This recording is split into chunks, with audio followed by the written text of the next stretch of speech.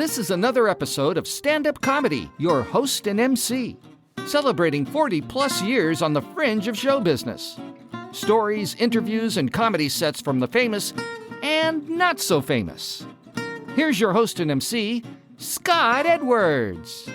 Ladies and gentlemen, welcome to this week's podcast. I just wanted to give you a little preview. I'm about to interview Marc Yaffee, a Native American comic who had just come off a whole road trip of cruises and casinos, and I just wanted to chat about that end of the business, but our connection wasn't amazing, and there is some patience needed for the audio aspect of this. Just wanted to give you a quick heads up. I think there's some fun and good information, and we thank you for listening. So here comes the interview with comic Marc Yaffee. Ladies and gentlemen, welcome back to the podcast. Hey, we're trying to dive into stand-up comedy and learn a little bit. We've been doing some particular subjects like one-man shows and comedy writing. Today, I wanted to take you on a cruise. That's right. This gentleman is a regular on cruise ships. He does a lot of casinos, and he's one of the very few true American Indian comics. Ladies and gentlemen, please welcome to the stage, Marc Yaffee. Marc, you just came off an incredible tour of many states, cruise ships, casinos, and as the normal public, I mean, I know the difference, but for my listeners, it sounds like it would be really exciting to work cruise ships. Well, they are certainly have a huge upside as far as the food and the amenities. I mean, they treat us pretty well. Now, depending on which cruise line you work on, you may have a very nice room, or you may have a crew cabin. It can be a little, what we say, a Spartan to not annoy my agent or any particular cruise line. So I think the reason I wanted to chat about this a little bit is that, you know, most people have been on a cruise, or at least understand that on a cruise ship, the rooms are small, but they're kind of luxurious for small rooms. And there's food always available 24/7. And there's sometimes a casino on board. And then there's the entertainment shows. You as an entertainer, what you're saying is sometimes you get an actual guest room, at other times you're like the crew and you got a bunk in a hole somewhere. Right. Well, technically we're guest crew. We're kind of a hybrid between crew members and guests, which means when you show up at the port, the third party people are always very confused and don't know where to send you. But it functions on pretty much by cruise line. Some cruise lines, you almost always get a guest cabin or like an officer type cabin, and then other cruise lines you're pretty much exposed to the DB and the one of the crew decks down below. So that's to me, that I don't mind that, but I just get so turned around. Even on a ship, you think a small, it's not like I'm driving from LA to Sacramento without a map or something, or GPS. But so easy to get turned around on a ship, and then you get into these crew decks. It can be like three levels, and the numbering system and all that. So, I'll be wandering around like what's wrong with this guy? Has he been drinking? I'm asking people for directions. Well, generally, cruise ships have gotten so massive, and they're holding thousands of people that even as a guest who's done several cruises, it's so easy to get lost and try to figure out what deck is what and doing that. When you add the crew decks, and they're, as you said, a lot more Spartan in organization and size and everything, it must get a little challenging. It can, on some cruise lines, you get a like a bunk bed. You don't have to share the room, thank goodness, but you'll be sleeping in a room that's designed for two crew members that are working, maybe as stewards or servers. And I can imagine it's rough enough just being a single person with a shower the size of a recliner chair, and to stand in that thing, and then you each get like one closet about 18 inches wide. So I get 36 inches of space and two drawers.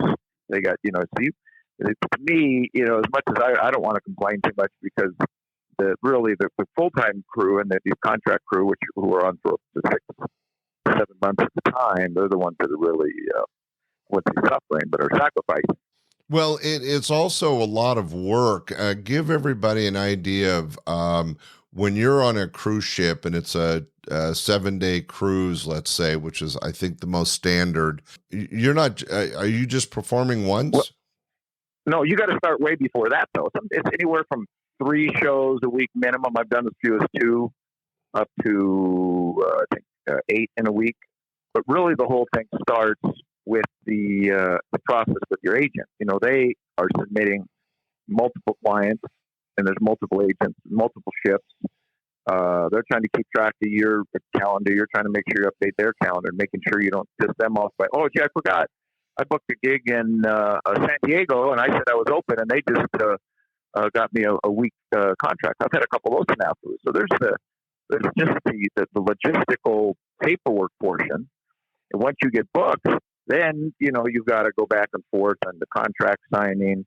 And then you have to, on some cruise lines, you have to go through the safety manual. You have to watch videos. You have to get signed off on certain things, all the way to then the flights. And those can be, you know, a challenge figuring out, you know, what the connections are. Sometimes the flight codes may be off, or they may have you in the wrong city. Like last month, I said, hey, could you please book me out of Medford, Oregon? I'm going to be in Southern Oregon, and I'll fly back home to Reno, where I live in the Reno area. And of course, they made it Reno to Reno. So then I send them an email. They got to respond to my email. Then they have to write to the entertainment director, who has to notify the travel. You know, it's just this whole underlay of bureaucracy. The show is almost the easiest part of the whole process. The travel would probably be the most challenging between COVID. You know, we get a COVID test every time you go on before you fly out to the ship. And, you know, I was in Canada, you know, working a couple of months ago, and I couldn't find a clinic. A lot of them have shut down, and they were limited. And then, we do patients only. We do a PCR test only, and you need a rapid antigen test within 70. It's like, oh my goodness, you're just trying to navigate all these things. Each country has their own entry requirements. So in Canada, they have an app. You fill out their app. I went to Colombia. They had a whole different app. That kept crashing, and I almost didn't get out of Colombia. So, yeah, it's really an exercise in patience and persistence. And, you know, once you get on the ship, it gets a bit easier. You got to, you know, it depends when you get there. And sometimes you have a show the first night.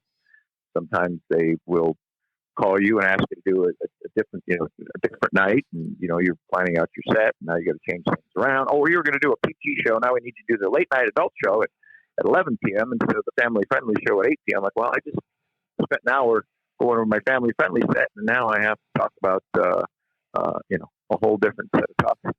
Well, it's interesting that, you know, I was talking about actually being on a ship and performing, but you're right. The logistics of putting it all together, getting from your hometown to a port city, getting on a boat, flying here and there, COVID just adds a whole nother level of nightmare. That's something I hadn't really thought about. And it was really interesting that you said that doing the shows is probably the easiest part of working cruise ships, because they do provide a free room. They do provide as much food as you want, but the shows themselves, as you said, can get changed all the time. You have to be, much like in working comedy clubs, you have to be fairly fluid. Well, the thing about a comedy club, you know pretty much the basic audience, unless, you know, you're booking a corporate event or a fundraiser, and it's a church group or a bunch of dog lovers, and they want material about animals. So there's fewer curveballs, I think, in a club than the ship. Probably just between, you know, the human resources department and the entertainment director and the venues. You know, when you go to club, you know, you're going to work in the club. They're not going to suddenly say, well, go up the street and go do a show at the bar instead. Whereas on a ship. Oh, so they move you from maybe a main theater to a lounge or something. Exactly. You can get switched up. I didn't know that. Then they can change. And then sometimes you'll change the show theme. And like I said, you're going to, instead of doing a family friendly all ages show, we had to switch it around. Now you're doing your adult show, and then PG-13 show. Yeah. So. Wow. So it's interesting. You got to have multiple sets to be ready. Right. Now, we should explain to the audience, you can go back and listen to his one-on-one interview. Marc Yaffee is a very successful American Indian stand-up comic. I want to make sure I get that in there. And you bring a unique type of entertainment, but you're always very funny. You've done some great stuff for my podcast. Thank you for that. But I think it's interesting for those listening that, we're constantly telling people that you have to write some jokes, you have to work on those jokes, hone those jokes, and then you put together 5 minutes, then 10 minutes, then half an hour, and you build a set. But unlike comedy clubs where you know what the audience is expecting and you know what the club is presenting, on a cruise ship, you have to be pretty nimble with your material and be able to adjust on the fly. So for a professional, that's not like having one funny, 45-minute set that you can break up into chunks, but it's actually about having 2 or 3 different 45-minute sets. Sure. And the other thing is, for some ships, they want you to do a 30-minute set, and ships are like the cruise line is like the country, the cruise industry is like the planet, and inside of that country, each ship has an entertainment director and the HR, production manager, and they have the autonomy and a lot of things of what they want to do. So I got off a ship, 3 shows, 1 show, every few days. And I got on this ship, they wanted 3 shows repeated that night, and then I had to name the shows. And so they all have the little quirks. So you have to, like you say, you got to be nimble and be prepared. And the other thing is, you can't really know to get on the ship how many minutes to prepare for. It'll probably be 30 or 45, but you're not always sure. So you have to have Yeah, you have to be able to edit. Yeah, you have to be able to kind of edit on the fly. Now, do you do a lot of cruise material? Do you have a couple examples of cruise jokes? I have one set that I talk about, the food on the ship and the dining options. And, I ate so much I had to loosen my socks this last cruise. I got kicked off the treadmill for snacking in the gym. Things like that. But, so things that people can relate to. Yeah, things people can relate to in the gym. So now let's pivot a little bit. When you're working casinos, how's working a casino different than, let's say, a comedy club? A regular, brick and mortar comedy club like Laughs Unlimited. When you get to a casino. Normally a casino, you're going to do 1 show or maybe 2. And a comedy club, you might do 3 to 5 shows on a weekend. The casino, it could be a PG show for the VIPs. It could be an employee party, or it could be a just a public show for all the casino guests. And so there's still some variation in it, but. Yeah, so you still have to be somewhat nimble, but do you feel like you have a little bit more freedom on a casino stage?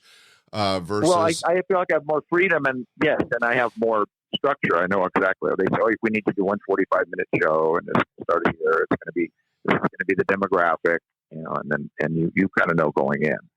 Now, that being said, we just experimented, myself and Mark Price, Skippy from Family Ties, we just experimented with a comedy bingo show at a casino in Northern California, where we had the audience had bingo cards, and they checked off joke topics. They were printed randomly. There's a company that does this. There's a company for everything now, and they randomized our joke topics.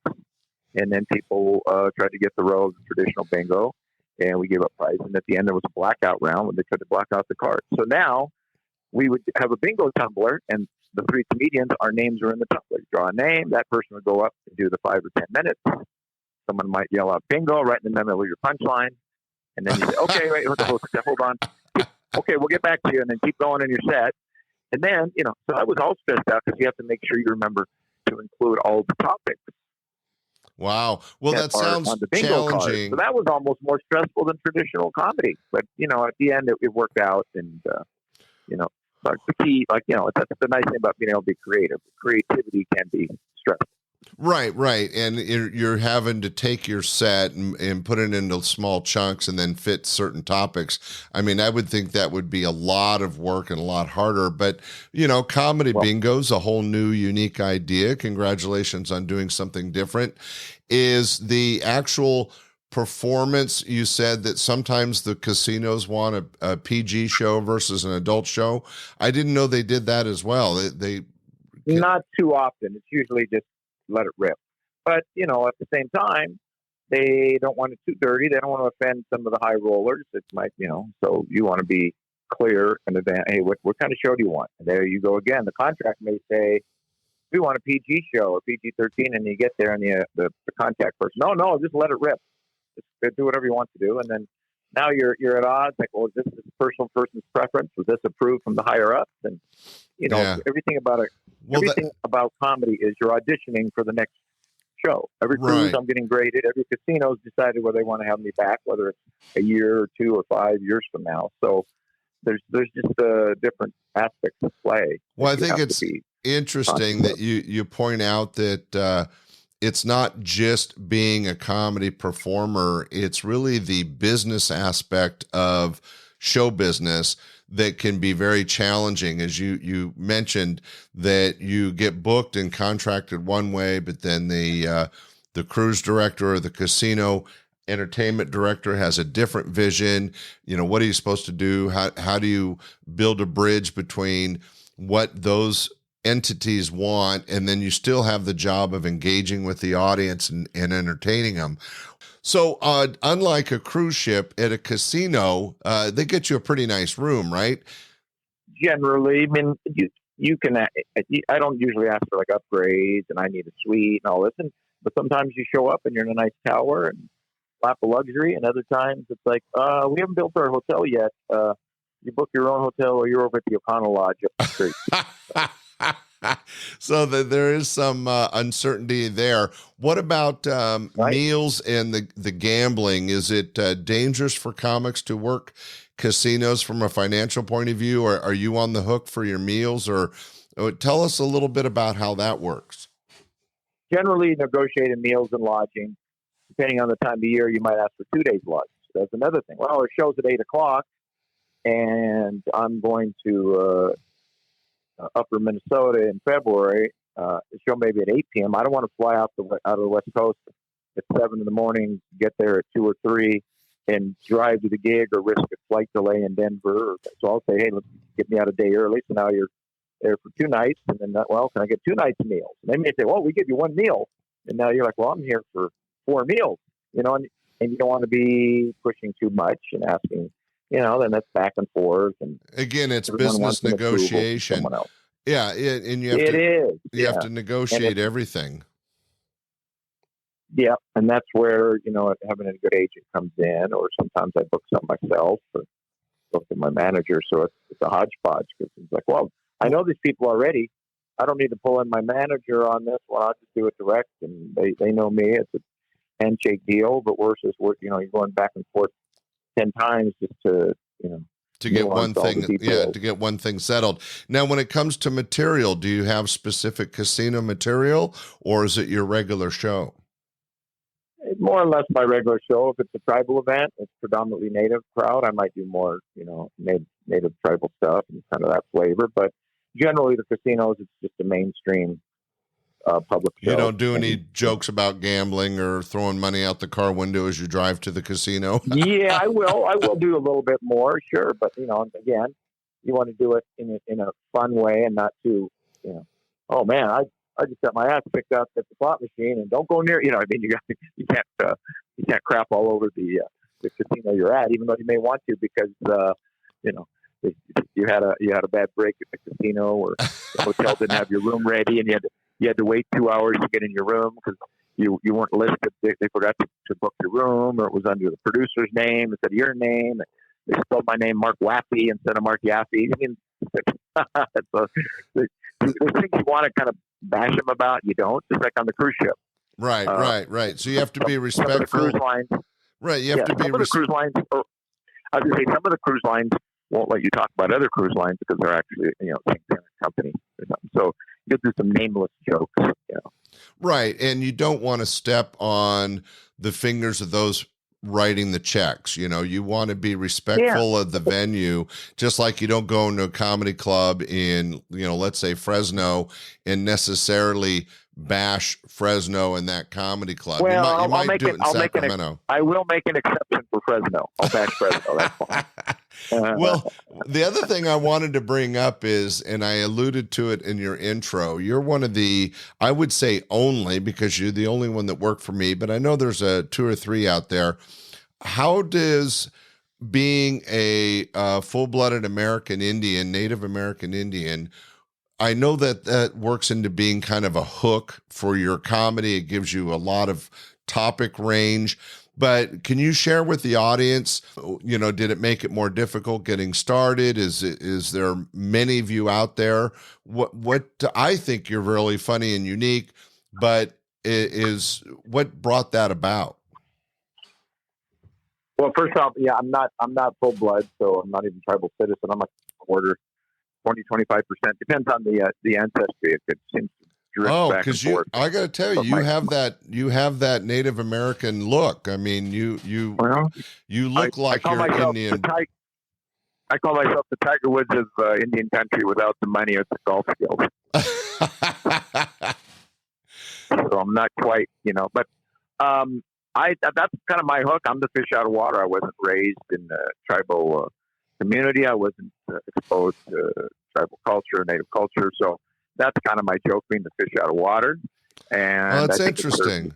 Pretty well. Yeah. So it served me pretty well. I mean, there's probably working in casinos regularly. I think it's up to probably 10, 12 people that most people, you may have heard of Larry Omaha, because I probably had Larry at your club, but yeah, Larry Omaha. There's a few others, but it is kind of a niche. It is a topic that everybody can relate to, but nobody knows very much about it. I know that you were always very entertaining because you do look like you're Indian and you have material that talks about that. Did that help you as a comic? Kind of open some doors? Well, I think I got in with some tribal events, and we did an all native tour, Powell Comedy Jam. So that goes, that's definitely been advantageous, but it doesn't really help that much in tribal casinos, because realistically, like most money making capitalist ventures, they go off a Polestar, the tracking for like the statistical breakdown of who's drawing and how many, So they're looking for the Jay Leno's and the Larry the Cable Guys, not the Marc Yaffee. So we'll get booked sometimes at specialty events or Native American Heritage Month, things like that. But some casinos are supportive and they want to showcase indigenous talent. So it's not necessarily a leg up, but it's. Did it make writing comedy any easier? Did kind of twisting and turning some of the preconditioned images of an American Indian and using that? I don't know if it's easier. It gives me a leg up in the fact that it's something people generally don't hear, so it's a fresh take and something that because there's so many talented comedians and limited amount of topics, and so people, I want to, they're stepping on each other's material, but we're all largely covering the same. Right. So just to break it down, the Jerry Seinfelds, the Dana Carveys, the different monologists that are out there that are talking about flying in a plane or paying their bills or dealing with taxes. That's something everybody can relate to, but it is kind of a common core of subject matter.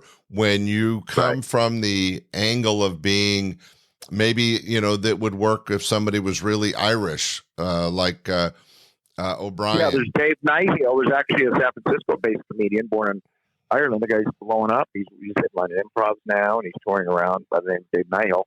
And a lot of Irish material and coming to America and the immigrant experience, and very funny. So I think, we always want what everyone's new and fresh, and it certainly hasn't helped my career. But then you talk about the core topics. If I go to an event at a casino or a tribal gathering and it's all native comics in the lineup, now we're all talking core topics. So now what's out of the box, it goes the other way. What's happening off the reservation? What's happening in pop culture? What's a different spin? So we don't all come So across. just much churning like, up the same material. yeah, so much like the cruise ships and the casinos, you have to adapt your material, be fluid enough to adapt your material to the situation. If you're the only American Indian comic, you can talk about tribal life and the unique names and stuff like that. Whereas if you're in a show at an Indian casino with a bunch of other American Indian comics, then you have to be unique and take it outside of that box. I think that's got to be challenging, but also makes it, from a creative standpoint, a little more interesting. Yeah, I mean, it's not like you got to totally rewrite the act, but you might tweak a little bit different things that I may not normally do, but I can do in another, venue with a different demographic. Yeah, that's part of the fun of the process. You're not just regurgitating the same set, and I think it's worked for and against me because there's a Bill Burrs and the Dave Chappelle. They got that 1 hour they're working on, and they can just ride that out, and they write a whole new hour. They discard that. Whereas I'm like, I'll try to write new material, but I'm also, I got a tribal set, I got a corporate set, I got a cruise ship set, I got a comedy club set, and there's some overlap, but then there's some differentiation. So I think I spend probably maybe too much time tweaking that when I could be, when I probably should be writing some new original material or working it in. So that's the other thing. You go to, you get on a cruise ship and you have to do 4 different shows. There's, the show they're going to hear is unique. You're not going to get to run all that material through at an open mic or a showcase night at a comedy on land. So that's you want to come with your A material, and part of being able to test drive, which again, the Chappelles and the Dana Carveys and the Jim Gaffigan's have the luxury. They can stop it at any A club, B club, C club in the country anytime. Yeah, can I drop in and do 15, 20 minutes? So they are able to hone that material out a lot quicker, where I have to kind of test drive it and new, sometimes just, fresh off the paper, off the page at the audience, and have a cocoon surrounded by other material I know is going to fly with that audience. Right, but as we talked about several times in this podcast, it's so important to engage in the audience. And what's funny about stand-up comedy, unlike a guy that goes and builds a house and every 2x4 is going to go in the same general place and connect to the next 2x4 in the same general way, when it comes to comedy, each and every show is unique, and that even if the material is the same, the audience is different, how they react is different, how they engage is different. And so even though the nuances might be very small or easy to transition, you are in fact creating a new event every time you hit the stage, even if the material is somewhat set. But as you pointed out clearly, is that it's important to be able to write material and work the material in different ways to fit a situation. For example, Kermit Apio is a Hawaiian comic, and so he can use his Hawaiian heritage as a Kickstarter. We've told often on the podcast that any comic, a good way to start a comedy set is self-deprecation, or talking about your own life, not necessarily deprecating, but you talk about your own life, and then you transition to what the audience will engage in. So Kermit will talk about, well, I grew up in Hawaii and this is what it was like, and then it transitions into stuff that everybody can relate to even more so. I would think as an American Indian comic that it's kind of the same idea. I know I've seen your set many, many times, very, very funny, and you start off talking about what makes you unique. So it's about you, and then you kind of slowly in your set transition into relating to everybody and everyday stuff. Am I kind of laying it out properly? Nope, strike that all from the record. I've rewritten a whole new number. Yeah, more or less. Again, because I've got to break up my sets. I don't always come out, to talk about who I am, and I will on one set where the other one might be, okay, what are we doing here? What's happening in this city? This is crazy. I'm in the middle of nowhere. And this casino, I just came on a 3-hour plane ride where the pilot was wearing jeans and a hoodie and called himself Dave. He was even a captain. So sometimes. So, so basically, again with the multiple sets, right. So I got it wrong. You don't no. start your Generally, show. you're right. Generally, if it's a casino or a one-off show, that's probably going to be how I'll come out of the gate. Now, when I'm doing a multi-week, then and I have to do different shows for the same cruise passengers, say, then it'll go down a bit differently.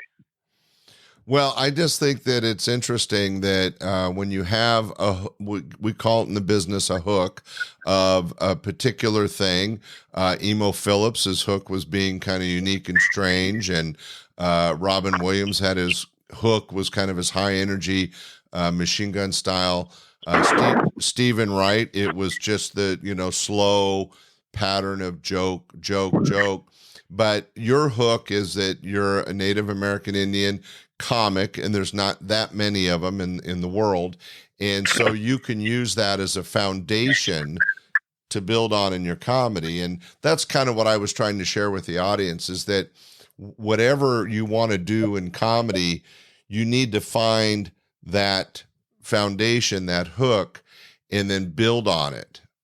I agree. And to find your vulnerability too. You got to highlight your strengths and your weakness. So when I'm talking about, being the fish out of water, that's vulnerability. People relate to that. If you're too, I don't say arrogant, but if you're too confident, I did this, I'm successful. No one wants to hear that. They want to hear like what went wrong in your life and how did you deal with it.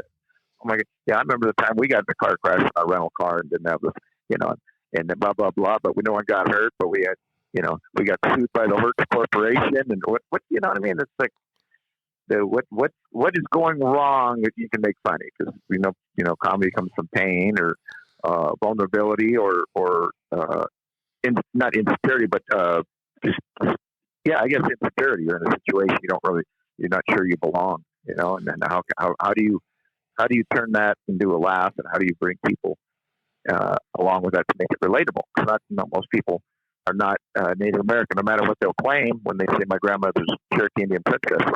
And I'm 1/10 Seminole on my great grandfather's foster child's ex-wife's son's side.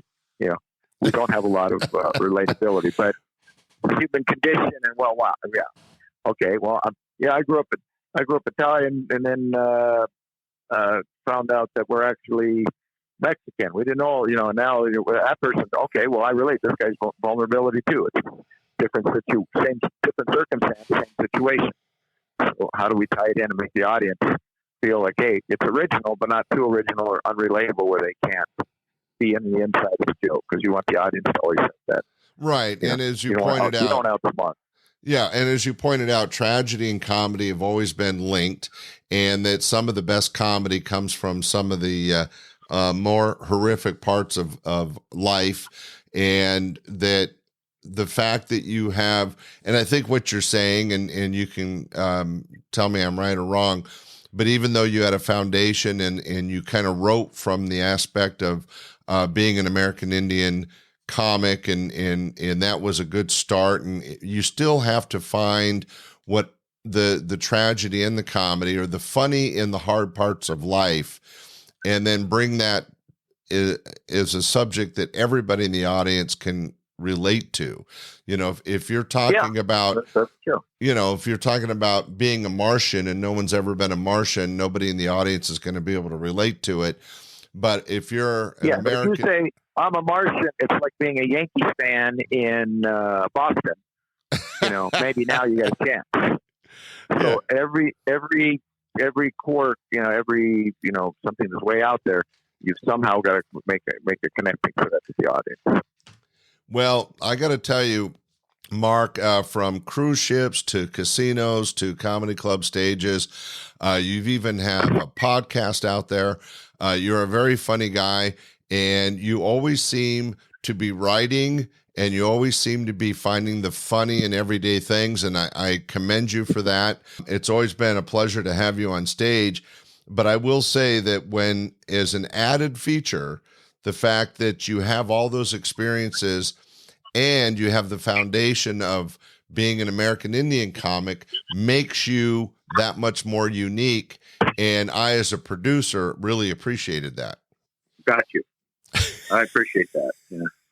So, Mark, it has been a great pleasure to hear your points of view on working cruise ships and casinos and how being an American Indian comic has kind of wrapped it all up and worked as a foundation for you. Any advice to anybody out there looking to get into comedy or doing comedy when it comes to the business side of, let's say, cruise ships and casinos? Well, if they want to get into comedy, then they got to get something, you got to get an hour or two of material before they start approaching the cruise ships and the casinos. So if we're talking about people just starting out, again, it's right, stage time. Right, you have to get those years under your belt. Mark and is such build a that funny material guy. So that Hey, you we have hope a you set, enjoyed and the once interview you have, let's say, and an a little hour bit of material, comedy. We'll Then see you next maybe week. Thanks you have for to reach listening. that level Be of sure to share, professionalism to be able to rate, share it and on a cruise ship tell or a friend. casino. That Bye. makes perfect sense. Yeah.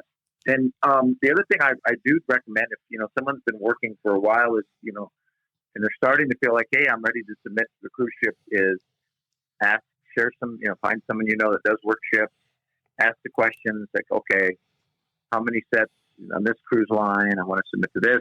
Be forthright with the agent, be forthright with the cruise line, because you get one chance. If you show up there and you bite it big time, they're not going to say, well, yeah, we'll get back with us in 3 months. They're going to say, we're done with you for, at least 3 to 5 years, maybe permanently.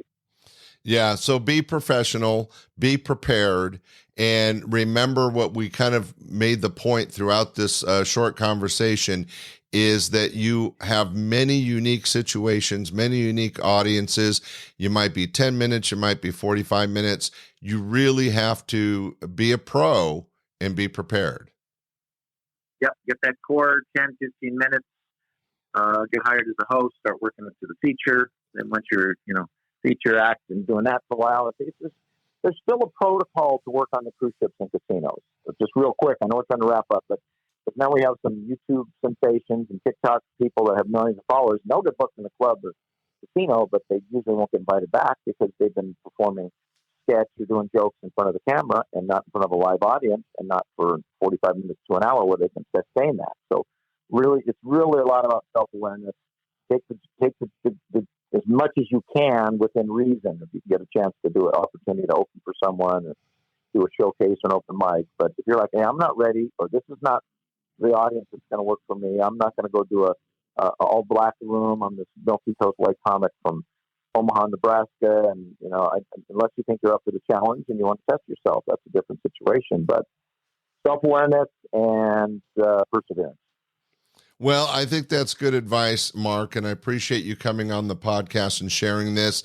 Ladies and gentlemen, one of the funniest guys and a really good friend. Thank you, Mark, for being on the show. Yeah, thanks. And everyone, come check out my social media. I have links on laughwithmarc.com, M-A-R-C. My parents couldn't spell. So laughwithmarc.com, and you're still out performing, so keep an eye out. Marc Yaffee, professional entertainer, still out on the road, right? Hopefully coming to a casino or cruise ship near you soon. All right, ladies and gentlemen, that was Marc Yaffee. Hey, everybody. As usual, I like to provide a little stand-up comedy to go with these interviews. So here's a few minutes of live stand-up comedy by Marc Yaffee. Daughter, she just got in a long-term relationship. She just got an emotional support dog. And she called it emotional breakdown dog. She leaves the room for 30 seconds. The emotional support dog needs an emotional support dog. Look, who certified this thing? Jerry Springer? It's crazy. We have emotional support dogs now. There's emotional support animals. There is a lady that flew last year from Miami, Florida to Seattle, Washington with an emotional support turkey. That's right. If you don't believe me, you can Google that. And when they boarded the plane, the turkey was in a full diaper. Where do you find that how-to video online?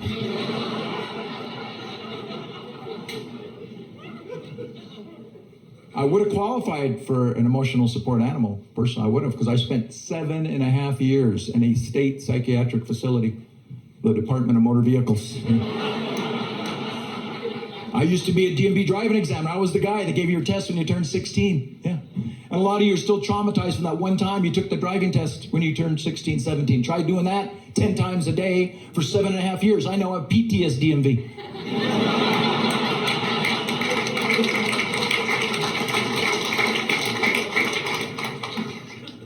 Weirdest thing I ever saw, there was a gentleman that showed up for his driver's license driving test, 4 thumbs. He had 2 regular thumbs and like 2 mini-me thumbs hitchhiking on top of the big thumbs. They were exact replicas, but the little thumbs, they didn't have any bone or cartilage. They remember that spring, that door stopper we used to play with behind the door? Remember that? Remember that thing? That was his thumbs every time. We make a right turn, left turn. I started adding U-turns, donuts. It was awesome. But the poor guy was a horrible driver, failed the test. Not even close. I felt bad for 2 reasons. I felt bad, number one, because he failed the test. That's a very stressful situation. You have to go back, retake the test at DMV. Terrible. Number 2, I felt bad because I was excited that he failed the test, and I knew he was going to come back. I'd get to see the thumbs again. It took him 3 times to pass the driving test. On his 3rd time, he finally passed. I said, "You must be so happy." He gave me 4 thumbs up. It was awesome.